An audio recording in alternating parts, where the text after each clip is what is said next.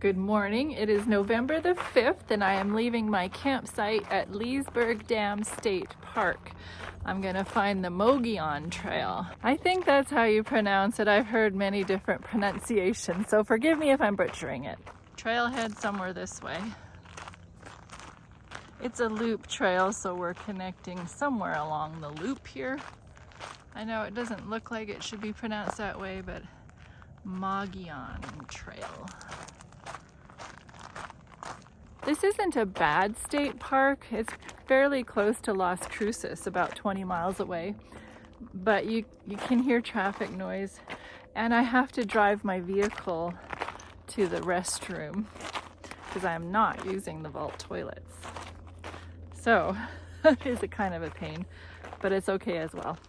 Well, this is a rough trail already. It's like through a wash, it seems like, and bushes. One of the things I really like is that there's lots of birds here, so that is a bonus. Come to an intersection, but we go this way. While David was battling the Amalekites and getting his 2 wives back, Saul and Israel were fighting the Philistines. Sadly, the Philistines killed Saul's sons, including Jonathan, which was David's best friend. But one son did survive, Ishbosheth, but 3 of Saul's sons were killed. Then the battle became fierce against Saul, and the archers hit him and severely wounded him. Then Saul said to his armor-bearer, "Draw your sword and thrust me through with it, lest these uncircumcised men come and thrust me through and abuse me." But the armor-bearer wouldn't do it because he was greatly afraid. So Saul took his own sword and fell on it. And when the armor-bearer saw that Saul had died, he fell on his sword and died with him. To escape mutilation of his body and a life of humiliation, Saul and his armor-bearer commit suicide. Well, this is really sad. You can't read what these signs say. So that's disappointing. Oh, now we're on the Rio Grande Trail. This route has been officially designated as a segment of the Rio Grande Trail. Ooh, fun. Now, where is this Rio Grande? So when the other men of Israel, who were on the other side of the valley, saw that Saul and his sons were dead, they fled from the cities, and the Philistines came and dwelt in them. This is the Leasburg Canal, and it is dried up. When the Philistines came the next day to strip those who were slain, they found Saul and his 3 sons, and they cut off Saul's head and stripped his armor, which served as trophies of victory, which they carried throughout all the land. And it ended up in the temple of the Ashtoreth. And so the victory was ascribed to the Philistine gods. No swimming in the canal and no fishing from the bridge. Kinda don't think anybody's gonna be diving or fishing from this bridge.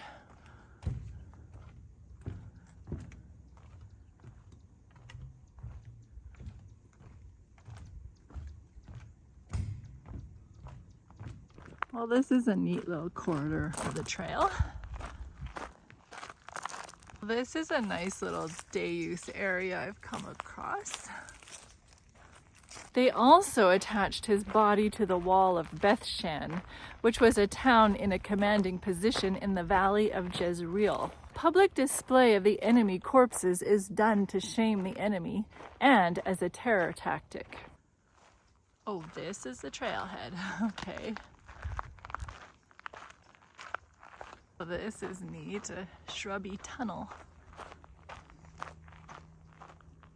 Oh, I see water. Oh, I think that's the Rio Grande. Oh, this trail is giving me Florida vibes. I want to do the Florida Trail again. Now when the inhabitants of Jabesh Gilead heard what the Philistines had done to Saul, all the valiant men arose and traveled all night, and took the body of Saul and his sons from the wall, and they came back to Jabesh and burned them there. Then they took their bones and buried them under a tamarisk tree at Jabesh, and they fasted 7 days. You see, in the beginning of his reign, Saul rescued the people of Jabesh from Nahash the Ammonite. Not to be given a proper burial is a sign of the greatest curse. So these men took this gruesome task upon themselves to give Saul and his sons some dignity. This really is quite a special walk, this corridor.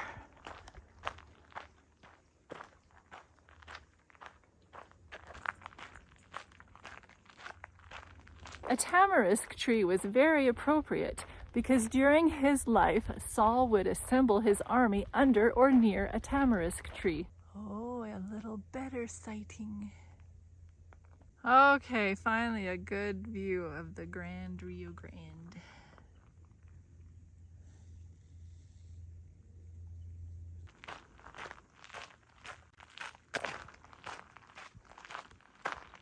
Another day use area. This is a bigger park than I thought it was.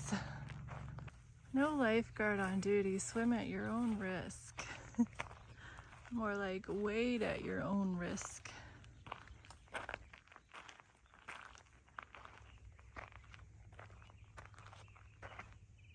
Can you hear the birds though?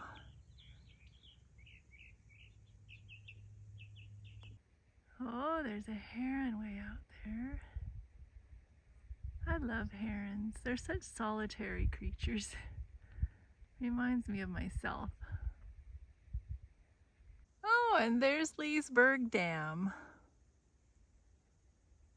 Not a very big dam.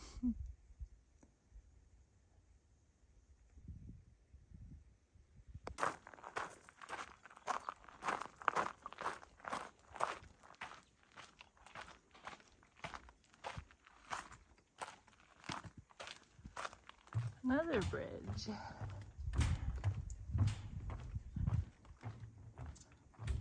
Oh, some more bridges, but you're not allowed over there.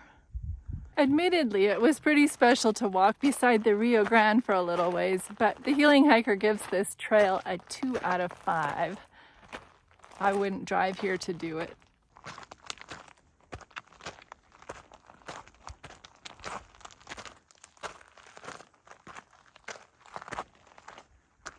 How ironic that Samuel anoints Saul to free Israel from the power of the Philistines, yet Saul dies in a war with them. Well, I found a nice overview spot.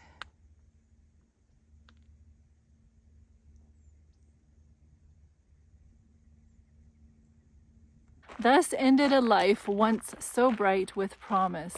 The ruin of Saul's career and the loss of his soul was the result of his own fateful choice. You and I are not pieces of inanimate clay in the hands of an arbitrary potter, but sentient beings who voluntarily offer themselves under the guidance of one or the other of two diametrically opposed powers. Saul, by his own volition, had invited the Prince of Darkness to control him. His master had paid him his wages.